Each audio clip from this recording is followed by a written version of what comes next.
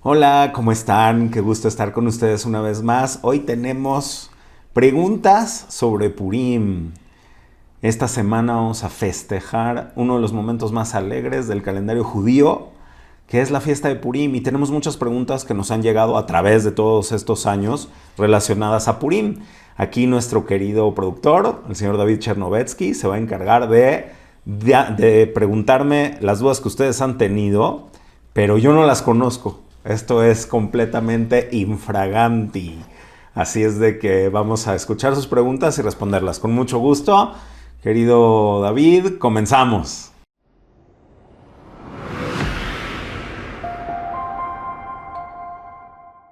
Hola a todos, gracias Rabino. La primera pregunta habla un poquito de la salvación y el destino divino. Nos preguntan que si tuvo que ver la suerte o si fue una revelación divina que se hayan salvado los judíos en Shushan, en Persia, en la historia de Purim. Me encanta la pregunta porque la pregunta tiene que ver directamente con el tema de Purim. Vamos a recapitular un poco para responder esta pregunta ciertas cosas que nos cuenta la Megilá de Esther. La carta de Esther, la Megilá, que en español se dice carta.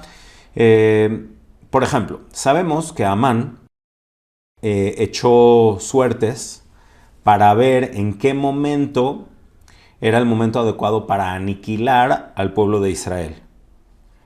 Vayapel Pur Hu Hagoral hizo estas suertes en el cual le indicó la suerte, o lo que él pensaba que era la suerte, le indicó que el mejor momento para aniquilar al pueblo judío era en el 12º mes del año, que es el mes de Adar, en el calendario persa, el mes de Adar. Y esto se basa mucho en el pensamiento de Amalek. Amalek, que es el padre ideológico de Amán, quien quiso destruir al pueblo de Israel, y también el padre ideológico de cualquier grupo o cualquier persona o cualquier individuo o cualquier grupo social que haya querido aniquilar a Israel, ya sea físicamente y también en cuanto a lo que Israel representa ideológicamente. Amán y Amalek creen en un mundo sin sentido. Amán y Amalek creen en un mundo que está completamente al azar. No hay un destino, no hay una razón de tu existencia, no hay una razón por la cual fuiste creado. De hecho, no creen que fuimos creados. Amalek representa todo lo que es fortuito. Y por eso es muy lógico que Amán haya tratado de hacer o de echar suertes para ver cuándo destruir a Israel. En cambio, el pueblo de Israel está arraigado específicamente en saber que tenemos un destino, en saber que tenemos una razón de existir y que estamos aquí para hacer algo. Y por lo tanto, todo lo que hay en el mundo tiene una razón de ser. Incluso las cosas difíciles, incluso las cosas negativas son parte de un plan divino. Por supuesto que hay libre albedrío y hay un cierto margen entre lo que está destinado y en lo que tiene uno que hacer en esta vida y las cosas que son el producto de tus malas decisiones. Hay un margen, pero al final nosotros no podemos sacar al mundo del camino por donde eventualmente va a llegar a donde sea que tenga que llegar. Por lo tanto, la salvación del pueblo de Israel es una manifestación clara de que Amán y por lo tanto Amalek nunca va a vencer a Israel. Y nos han tratado de aniquilar generación tras generación. No es la única vez que se trató de aniquilar al pueblo judío, pero nosotros seguimos con la moralidad que representa saber que hay una razón en nuestra existencia. Entonces, exactamente en el mes en el que aparentemente era el mes adecuado para destruir al pueblo judío, ahí se dio vuelta todo. Todo se cambió y los judíos lograron vencer y dominar a sus enemigos. En ese mismo mes en el que ellos pensaban aniquilarnos, ahí todo se dio vuelta, y eso lo demostró el Todopoderoso a través de milagros o milagros ocultos, no milagros evidentes. A la gran diferencia con la salida de Egipto fue que todo era evidente para todo el mundo, que hay un Dios que gobierna, que domina, que está presente y que lleva el curso de la historia. Pero los milagros de la Megilá de Esther tienes que ser consciente, tener la mente abierta y los ojos muy abiertos para darte cuenta cómo eventos que aparentemente no tienen nada que ver uno con el otro, que son fortuitos, llevan a un resultado específico. Y por supuesto, podemos decir que Purim nos da la alegría de saber que Hashem está detrás del telón y que todo lo que sucede en este mundo lleva a un destino positivo, a un destino bueno, y por lo tanto recuperar la alegría incluso en el exilio, incluso en los momentos más duros y más difíciles, porque Hashem está con nosotros y no estamos siendo dominados por el azar, sino que todos tenemos un destino elevado, el cual tenemos que abrazar con nuestro libre albedrío y hacer las cosas congruentemente con esa visión constructiva del universo, y esa es la razón de existir de Israel. ¿Qué podemos aprender de la ausencia de Dios en la Megilá? La ausencia de Dios es solamente para aquella persona que no lo quiere ver. Entonces voy a ampliar esto hacia tu vida.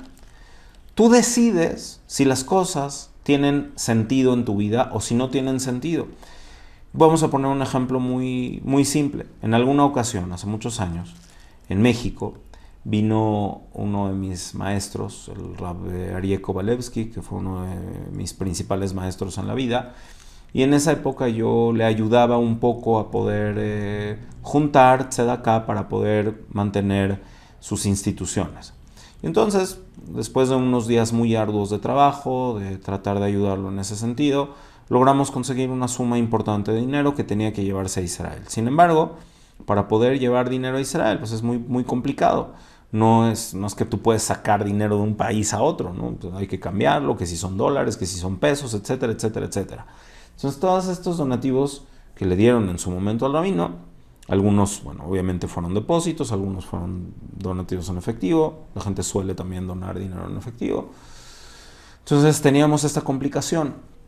Y en el cuarto donde estábamos platicando, estábamos desayunando en un cuarto, es un cuarto que limpian todos los días, hay que dejar esto bien claro.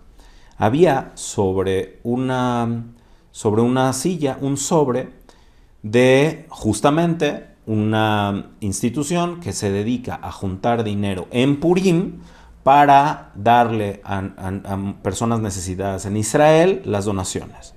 Entonces a mí se me ocurrió, yo vi el sobre y se me ocurrió, hey, yo conozco a la persona que hizo esta colecta hace apenas unas semanas y seguro si mandó el dinero a Israel tiene que saber cómo resolver este problema de cómo mandar el dinero a Israel. Déjenme le marco. Le llamé y entonces me dice, sí, claro, no te preocupes, hay una forma, hay que depositar el dinero aquí en México, etcétera, etcétera, etcétera. Yo les ayudo, hacemos una transferencia, todo legal, todo perfecto, todo bien hecho. Y se hizo la transferencia en su momento. Entonces, cada quien puede pensar lo que quiera. Una casualidad. Justo estaba el sobre de esa persona en ese lugar donde estábamos desayunando, en una silla. ¿Qué? ¿Nadie limpió ese lugar en 3 semanas? No, porque lo limpiaban diario. Entonces significa que alguien, yo me imagino, ¿no? Alguien habrá tenido el sobre en su libro, le estorbó el sobre, lo dejó ahí en una silla y a la mañana siguiente, cuando estábamos desayunando, justo yo lo encontré. Todas estas son situaciones que pasan en la vida constantemente. Y esa es la acción de Hashem detrás de todos nosotros, que nos está ayudando en nuestro camino para poder elegir y para poder tomar las buenas decisiones de hacer las cosas bien. Ahora está el libre albedrío de hacerlo o de no hacerlo, de observarlo o no observarlo. Pero el rol de Hashem en la Megilá es oculto. Por eso se llama también la Megilá de Esther. El nombre de Esther era Adasá y Esther era su nombre persa, que está relacionado con directamente un nombre persa que es Ishtar, que no es el tema ahorita, pero Esther en hebreo también significa ocultamiento. Y la Megilá de Esther es la que nos ayuda a nuestra vida, a leer nuestra vida así como lo supo leer Esther, así como lo supieron leer Esther y Mordejai y los Yehudim de aquella época, que a pesar de que hay un ocultamiento del rostro divino y a veces parece que el universo está abandonado a la suerte o abandonado al azar, realmente ahí está Dios en todo lo que sucede, presente y actuando de manera constante para que junto con la sociedad del ser humano, con la voluntad divina, el universo pueda avanzar y crecer hasta llegar a cumplir con el plan divino de la creación. ¿Cómo puede la historia de Esther inspirar el liderazgo femenino en la actualidad? El liderazgo femenino y masculino, ¿sí? Porque realmente este tema hay que considerar que para la Torá y para el judaísmo, hombre y mujer tienen un rol muy importante, cada quien en su aspecto particular y cada quien en su aspecto complementario. Son roles que se complementan y son roles que son indispensables, el uno y el otro. Entonces vamos a hablar de liderazgo. Y obviamente que como hombre puedo obtener muchos consejos y mucha grandeza de la imagen de Esther como una mujer líder del pueblo, como de otras grandes mujeres líderes del pueblo, y también las mujeres pueden obtener del liderazgo masculino, también pueden obtener ideas que puedan inspirarlas a poder tener un liderazgo. En sí de esto se trata justamente de actuar y justamente de no quedarse quietos ante las situaciones. Esther, en muchas ocasiones, podía haber tomado una actitud de, bueno, mi pueblo está en problemas, pero yo estoy bien. Yo ya salí de ese problema. Yo ya soy la reina. Yo ya soy la persona que estoy fuera de la mira del enemigo. Y sin embargo, Esther, durante toda la Megilá, toma acciones y está en contacto constante con Mordejai para poder salvar a su pueblo.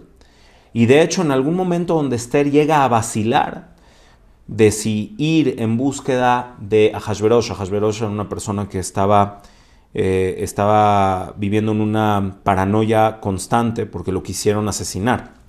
Al principio de la Megilá se nos habla de la paranoia en la que vivía el rey Ahasverosh porque dos de los ministros más importantes de su reino se llamaban Bigtana y Teresh, quisieron matarlo.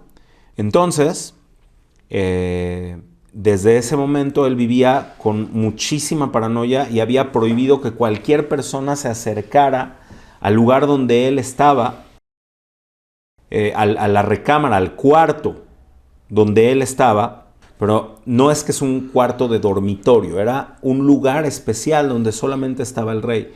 Y si alguien se acercaba ahí y no obtenía inmediatamente el perdón del rey de tal forma que el rey le extendía su vara, su báculo de rey, si en señal de perdón, inmediatamente Ahat datole amit, tenía que ser ejecutado inmediatamente por el simple hecho de haber irrumpido en ese lugar, en el espacio específico del rey. Entonces Esther le manda a decir a Mordejai, cuando tenía que ir con el rey, le dice, espérate tantito Mordejai, el rey no me ha llamado durante 30 días, en cualquier momento me va a llamar, por obvias razones, razones de intimidad, en cualquier momento me va a llamar. ¿Y para qué arriesgo mi vida si en cualquier momento me va a llamar? Entonces le contestó Mordejai, Al tedami benafshech leimalech bet abich mikol Yehudim, no creas que tú vas a poder salvarte de entre todos los judíos, porque si te quedas callada, entonces tú y la casa de tu padre van a ser aniquilados. Y vamos a encontrar, va a levantarse la salvación y la tranquilidad de otro lugar para Israel. Entonces, quiere decir que Esther era una persona que actuaba. Y en el único momento donde vaciló, Mordejai le dijo, hey, no trates de salvarte tú, no creas que tú te vas a salvar de entre todos los Yehudim, sino todo lo contrario. Si dejas de actuar, tú vas a ser lo que vas a terminar perdiéndote, porque fuiste humillodea imleet kazot y gat la malhut. ¿Quién podría saber si la razón por la cual llegaste al reino Es justamente para este momento. Entonces, en ese momento Esther actuó y por supuesto que hizo una gran diferencia. Entonces, lo que podemos aprender como liderazgo es saber encontrar el contexto en el cual fuimos puestos por la voluntad divina y aprovechar todas las capacidades que tenemos, no nada más para nosotros mismos, sino saber que cualquier cosa, cualquier aptitud que tenemos, cualquier puesto que logremos tener, si implica tener cierta influencia, cierta capacidad, cierto incluso poder, o si financieramente o intelectualmente o emocionalmente tienes capacidades, no están ahí solamente por ti, sino están ahí para ver por los demás, tal cual como lo hizo Esther y Mordejai. ¿Se puede decir entonces que Purim es una llamada de atención a la justicia? Sí, bueno, hablando de justicia, hablando de injusticia, como yo les decía hace un momento, hay dos formas de darle una interpretación a la vida y al mundo en general. Ver las cosas de manera superficial. Entonces en ese mundo superficial vas a encontrar a gente que aparenta ser muy exitosa y muy feliz a través de medios ilegales, ilícitos, perversos, negativos. Y entonces uno puede perderse en esa visión superficial. O uno puede entender realmente los procesos profundos de la existencia del universo y de la humanidad y darse cuenta que no necesariamente lo que uno considera que es algo bueno necesariamente es bueno y no necesariamente lo que algo es malo aparenta ser malo es malo. Porque, por ejemplo, la ley que había impuesto el rey Ahasverosh de que una vez que una carta o que una instrucción había sido dada por el rey y había sido firmada y sellada con el sello del rey, ya no podía nunca volver o sea, quitarse o rectificarse o cambiarse. Y entonces, cuando los Yehudim se enteraron de que estaban predestinados a ser aniquilados en la fecha impuesta para la guerra en su contra, pensaron en su momento que ya no iba a haber manera de cambiar y de rectificar eso. Y al final de la Megilá vemos que eso, que aparentaba ser un mal terrible, fue justamente lo que permitió que Esther pudiera reformular y causar, porque los enemigos de Israel querían aniquilarlos. Y eso, la palabra aniquilación no se podía quitar de la instrucción del rey. Lo que se hizo fue tomar las mismas palabras y reordenarlas para establecer que aquellas personas que eran los enemigos de Israel podían, que los judíos podían defenderse de sus enemigos y aniquilarlos. Entonces, lo que en su momento parecía algo terrible, al final se demostró que era la manera en la cual los propios judíos iban a poder defenderse de sus enemigos de manera activa y aniquilar a sus enemigos. Porque de otra manera quizás solamente podrían haber quitado el decreto y decir, bueno, ya no va a haber guerra en contra de los judíos, se quita ese decreto. Pero los enemigos de Israel iban a seguir ahí. Entonces la guerra que hubo sí sucedió. La gran diferencia era que los judíos pudieron defenderse de sus enemigos y al defenderse de sus enemigos entonces empezaron a tener todos miedo y se estaban incluso convirtiendo al judaísmo para evitar ser aniquilados por Israel. Y de esa forma hubo no nada más una salvación de no ser aniquilados, sino se cambió todo por completo de tal manera que ellos pudieran ajusticiar a aquellos que los querían aniquilar, que ya habían sido evidenciados, porque durante todos los meses que estaban esperando para poder aniquilar a los judíos, ellos vociferaban y hablaban claramente, manifestaban sus intenciones de aniquilar a los judíos. Y entonces los judíos pudieron identificar claramente quién es Amalek, el que quiere destruirme. Entonces, entre todas estas personas, ¿quiénes son los que me quieren destruir? Y eventualmente ellos defenderse de eso y poderse salvar a través de destruir a los enemigos de Israel. Entonces, todo se cambia. Miren, la costumbre de ponerse máscaras o de disfrazarse en Purim es una costumbre muy tardía, pero es algo muy interesante y muy profundo, ¿ok? No hay que dejarse llevar por las apariencias, ni dejarse llevar por la máscara de la vida, la máscara del mundo. Todo este mundo oculta algo más profundo. Entonces, no hay que darle la interpretación simple a las cosas. Hay que tener la paciencia y la capacidad de poder ver la grandeza, de buscar la intención oculta en cada cosa y poder actuar para bien a través de poder descubrir la profundidad de las cosas. Por eso nos disfrazamos en Purim, porque Purim es un día que demuestra que las cosas no son como aparentan. Y solo en Purim nos ponemos máscaras, intentando que nuestra vida sea así, que no vivamos en la máscara todo el tiempo y toda la vida, sino solamente en Purim tienes una máscara, pero el resto de tu vida y el resto del tiempo tratas de ver las cosas por lo que son y no por la máscara. Hablemos entonces un poquito de Matanot Laevenim, que es el donativo a los pobres. Oh, muy bien. Y si tiene que ver algo con lo que estás hablando en este momento. Ok. Las mitzvot que se hacen en Purim son Mishloach Manot, Matanot Laevenim, Mikra Megillah y Mishte. Quiere decir, primero vamos a ir en orden de aparición. Se lee la Megilá de Esther 2 veces, una en la noche y una en el día. En la Megilá de Esther se cuenta toda la historia de la cual hemos estado hablando. Y en la Megilá hay una cosa muy interesante. El argumento que le da Amán para destruir al pueblo judío, al rey Ahasverosh, fue decirle: Yeshno amechad mefozar un forad bechol medinot maljuteja. Hay un pueblo que está dividido y que está esparcido entre todos los estados de tu reino y no cumplen con las leyes del rey. ¿De cuál rey? Hamelech. También el Talmud dice que cuando la Megilá dice Hamelech, en vez de decir Hamelech Ahasverosh, cuando solamente dice el rey, ocultamente se refiere al patrón del mundo. No cumplen las leyes del rey. Y no hay nada por lo cual valga la pena dejar a este pueblo. Obviamente el argumento antisemita que está ahí también, de que que los judíos tienen sus propias leyes y no son leales a la ley del país, lo cual es completamente falso, porque una de las leyes del judaísmo es ser leales a las leyes del país en donde vives. Pero bueno, esos son argumentos clásicos antisemitas. Pero ahí hay algo oculto. Es decir, ¿por qué se atreve Amán a intentar destruir al pueblo?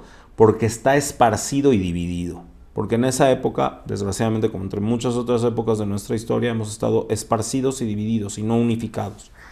Entonces, al leer la Megilá y entender la importancia de la unificación del pueblo judío, por eso les dijo Esther, el famoso ayuno de Esther, fue cuando iba a entrar a hacer la petición al rey Ahasverosh de todo lo que estamos hablando, de cambiar los decretos, le pidió a Esther a Mordejai: Lech kenoset kol Yehudim, ve y reúne a todos los judíos, a todos, hombres, mujeres, ancianos, chicos, todos. Vetzumu alai, ve'al tochelu, ve'al tishtu sheloshet yamim.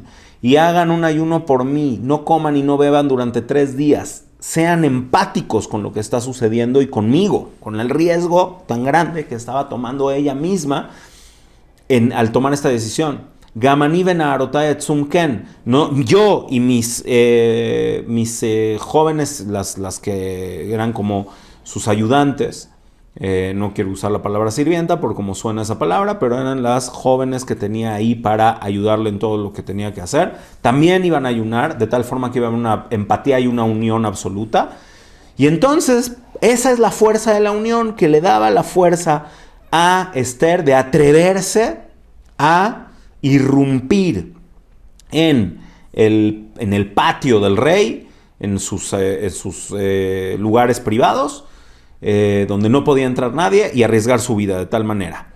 Entonces, quiere decir que la aniquilación del pueblo judío tenía que ver con su dispersión y con su separación, y la salvación del pueblo judío tuvo que ver con su unión, su unificación y su empatía. Entonces, por eso no podemos nosotros estar felices y celebrar la salvación del pueblo judío si hay alguien que está peleado. Entonces, Mishloach Manot, la intención es mandarle a una persona que a lo mejor no te cae tan bien un envío que se note que es con honor y que es con gusto. Por eso son 2 comidas en un envío. Mishloach, que se lo mandas a través de un tercero. ¿Para qué a través de un tercero? Porque si estamos hablando de alguien que están medio enojados, entonces puede llegar a ser un momento de tensión, de te llevo un regalo y no te lo acepto, entonces se hace un problema peor del que había antes. Entonces se manda a través de un tercero, Mishloach, un enviado, que lleva con la intención de recuperar la unidad y el cariño entre las personas que podían haber tenido alguna pelea entre ellos. Y Matanot Le'Evionim, Mishloach Manot es 1. Aunque la gente mande muchos, la mitzvah es 1 a una persona con la cual quieres mejorar tu relación. Ahora, para que no sea tan obvio y tan evidente, mandas varios a varios amigos, para que nadie se sienta de que yo soy el que él le caigo gordo y entonces quiere mejorar la relación conmigo, porque realmente de otra forma no nos estamos llevando tan bien. Pero entonces se pueden mandar varios, justamente para que sea de alguna manera también recatado. Y a 2 personas necesitadas se les manda el dinero suficiente para poder hacer un festejo, una celebración, una comida en honor de Purim, para que también las personas que están necesitados, en pobreza económica, puedan estar alegres en este día. Y la alegría de Israel sea plena y sea completa. Entonces hay Mikra Megillah, que te da Mishloach Manot y Matanot Le'Evionim, que está dentro de la propia Megillah, que al final de toda la historia, Mordejai y Esther establecieron estos días para que sea Yom Mishte Besimcha, un día de una comida y de un festejo y de Mishte también es tomar, de alegría, hay que tomar un poco de vino, un poco más de lo que normalmente la gente toma, subirle una rayita a eso para estar felices y contentos. Y Mishloach Manot Umatanot Le'Evionim Ish Le'Reu, de enviar regalos y dar regalos a los pobres, para que haya una unificación entre cada persona con su compañero. Y esa es la alegría plena y unificada del día de Purim. Dentro de la Megilá se establece la primera vez que a alguien le llaman judío. Correcto. ¿Cómo podemos aprender sobre la relación de los pueblos dentro de un mismo lugar? Correcta, la pregunta está muy bien hecha. Es correcto. La primera vez donde los judíos se les llama judíos como tal es en la Megilá de Esther. Hay que entender que nosotros somos el pueblo de Israel. El pueblo de Israel tiene 12 tribus. En este canal tenemos un video sobre las 12 tribus de Israel, que ha sido el video más visto y más polémico de todos los videos que tenemos. Véanlo. Hay situaciones, a lo mejor otro día hacemos otro video actualizado sobre las 12 tribus de Israel. Hubo sabios, hubo grandes sabios de Israel que en su búsqueda de encontrar dónde podían haber quedado las 10 tribus perdidas de Israel, hicieron varios planteamientos, ideas que podían incluir a las 10 tribus de Israel, incluso en los indígenas de América. Eso es muy famoso. Menashe ben Israel escribió un libro acerca de eso, que tenía su base y tenía su idea. Sin embargo, a pesar de que existe un lugar donde la mayoría de las 10 tribus de Israel fueron exiliadas, también pudo haber sido al Cáucaso, pudo haber sido incluso a la región de Afganistán, donde también hay hasta similitud genética en muchos sentidos. Pero bueno, las 12 tribus de Israel en su mayoría fueron exiliadas, pero una minoría de estas 12 tribus se conservaron en el territorio de Yehudá y de Binyamin, de Judea y de Binyamin, de Benjamín. Yehudá se llama por el cuarto hijo de nuestro patriarca Jacob, del nombre de Yehudá. Los judíos fuimos exiliados por Nebuchadnezzar después de que las 10 tribus del reino de Israel fueron exiliadas años antes. Los judíos fuimos exiliados a la tierra de Babilonia. Quiere decir, judíos y de la tribu de Benjamín. Y por supuesto había Kohanim y había Levim, había sacerdotes, había levitas. que son todos de la tribu de Leví, pero también hubo muchos sobrevivientes de las 10 tribus que por la naturalidad de la religión, muchos de ellos fueron y se conservaron dentro del territorio de Yehudá y de Benjamín. Y por eso sabemos que existen todavía las 12 tribus a través de nosotros. No sabemos quién desciende de qué tribu. La mayoría descenderá de la tribu de Yehudá, por eso somos judíos. Pero como era el exilio de la tierra del reino de Judea, de la tierra de Yehudá, en Persia, cuando cae el imperio de Babilonia y es conquistado por el imperio persa, en esas épocas ya se le llamaba a los judíos, se le llamaba como Yehudim, porque habíamos venido de la tierra de Yehudá.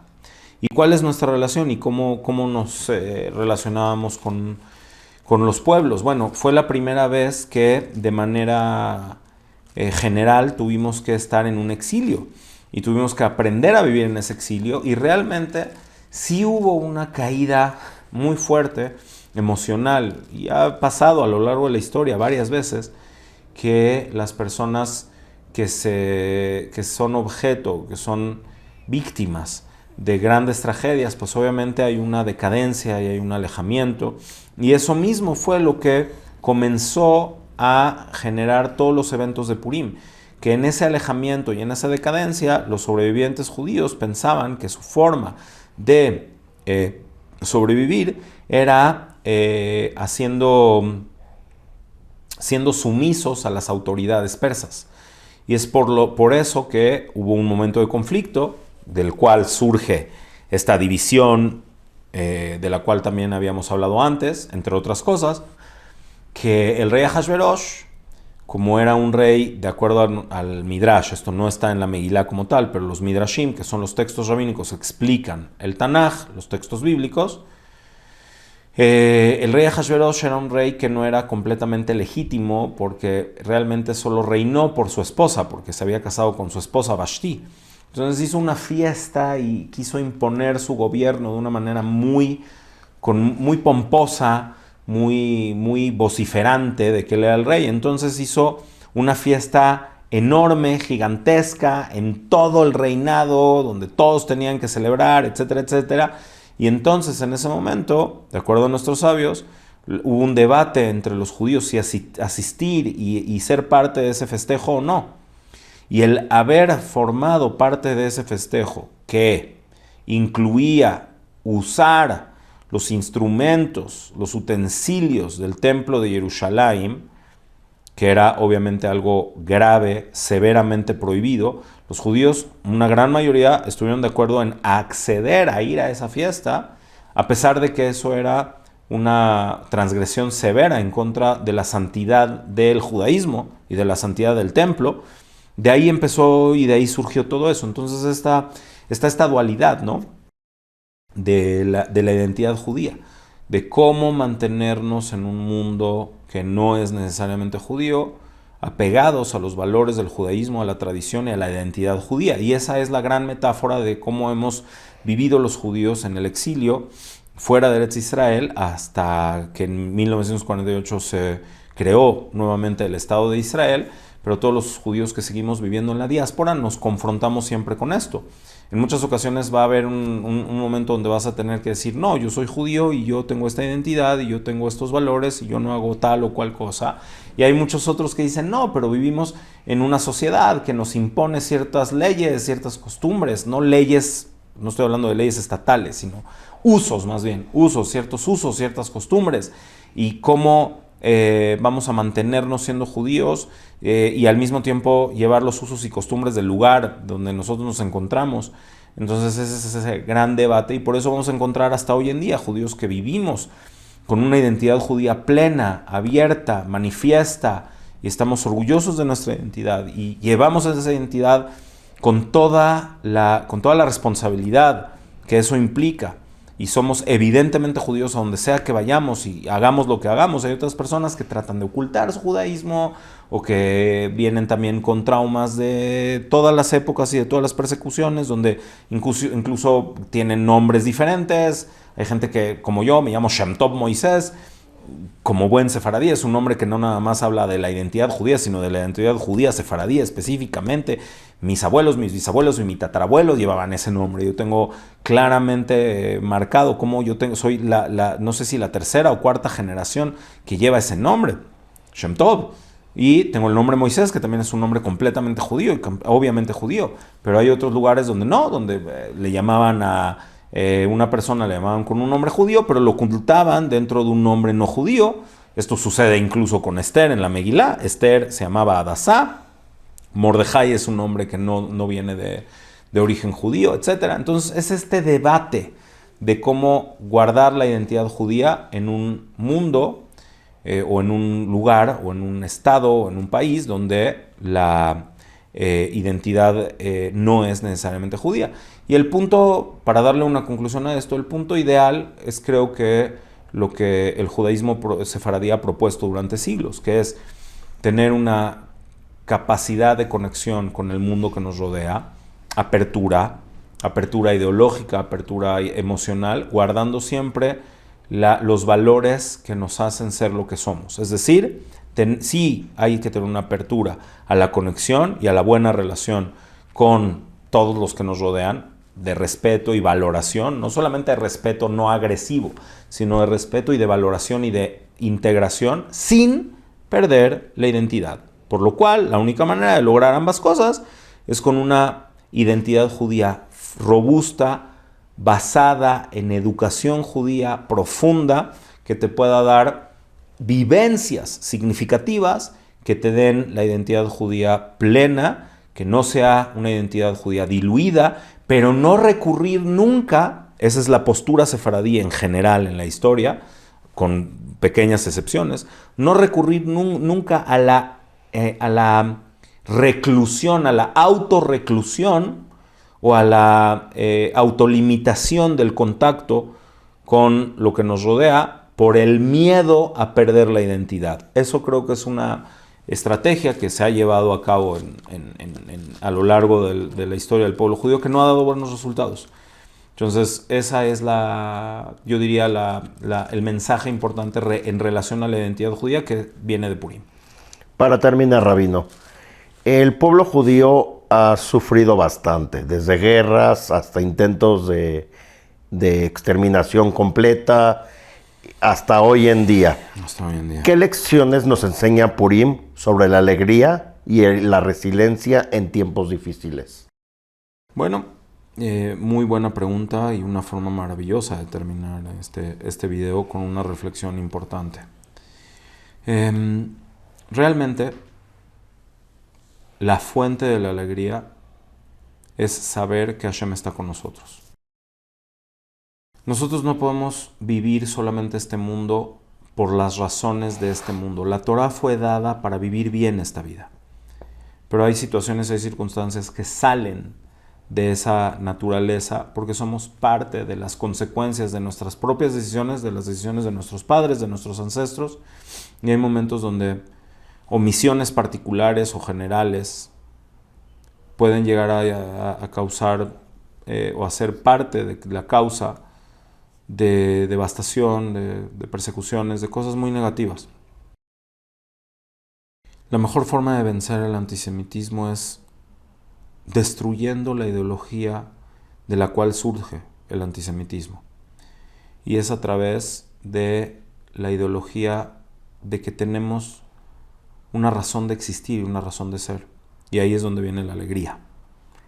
Si sabes que tienes una razón de existir, si sabes que no eres una anécdota, un número perdido entre los miles de millones de personas que existen en el mundo, sino que tu vida es única, que tu ser espiritual, que tu alma, que tu identidad personal es única, indivisible, intransferible, y tienes esa razón de existir, la alegría viene inmediata. Tienes la alegría de vivir y de la alegría de confrontar todos los retos. Porque la alegría no puede solamente ser el resultado de que todo vaya bien, porque entonces estaría condicionada a las circunstancias que son cambiantes y que en este mundo imperfecto pueden ser incluso a veces devastadoras. por la naturaleza imperfecta y cambiante del mundo. Pero si tú entiendes que tienes un propósito y que tienes una conexión elevada y que la luz de la chispa de tu alma solamente puede ser iluminada por ti mismo o por ti misma, entonces siempre vas a tener una razón por la cual seguir, una razón por la cual luchar, una razón por la cual visualizarte y salir adelante. Y eso lo ha sabido hacer el pueblo judío muy bien, muy bien. No es casualidad que Viktor Frankl sea judío, sobreviviente del Holocausto, y que haya escrito exactamente acerca de esto, de cómo encontrar la razón para poder vivir y para poder no nada más sobrevivir, sino para poder encontrar la razón, la motivación de vida, incluso en las peores situaciones que nos puedan tocar. Porque cuando tienes un propósito, y el pueblo de Israel ha logrado transmitir esto generación tras generación, a veces de manera explícita, a veces de manera implícita, tenemos un propósito y una razón muy importantes por las cuales existir. Entonces tenemos que sacar lo mejor de nosotros y ahí encontramos la alegría de la vida en cualquier situación sin condicionarla a nada. Muchas gracias, Rabino. Bueno, pues muy buenas preguntas. Hicimos este ejercicio esta ocasión de contestar todas sus dudas acerca de Purim y esperamos que nos sigan mandando sus preguntas, como en esta ocasión las pudimos contestar, aunque sea parcialmente, aunque sea brevemente, pero siempre las leemos, siempre las escuchamos y siempre pensamos de qué forma podemos abordarlas y responderlas en todas las clases que hacemos, en todos los videos que hacemos. Es muy importante, antes de despedirnos, pedirles su apoyo al canal. Bendito Dios, llevamos ya muchos años en este gran proyecto y como siempre, si ustedes piensan que esta información puede ser útil o positiva para ustedes o para gente como ustedes, ayúdennos a compartir esta información para que pueda difundirse y llegar a donde sea que tenga que llegar, y que también nos regalen su comentario, su like. Eso nos va a ayudar a seguir adelante. Siempre contamos con ustedes. Hemos logrado hacer una comunidad maravillosa de más de 33,000 suscriptores al canal. Y sin embargo también nos damos cuenta de que mucha gente que ve nuestros videos no están suscritos al canal. Entonces sería algo muy bueno para nosotros. Nunca pedimos nada a cambio de lo que con mucho gusto hacemos. En esta ocasión les pediría que nos echen la mano para que el canal pueda llegar a todos los lugares y a todas las personas a las cuales les pueda llegar a interesar, compartiendo el video, compartiendo el link del video, comentando el video, dándole un like, y de esta forma vamos a tener claro que hay un camino que seguir y llegar a ese camino. Dentro de nuestro camino se presentó también el canal de YouTube de nuestra comunidad y ahí estamos juntos a través de este medio digital y contamos con ustedes para que podamos seguir por mucho tiempo más. Si Dios quiere, nos vemos la próxima. Purim Sameach.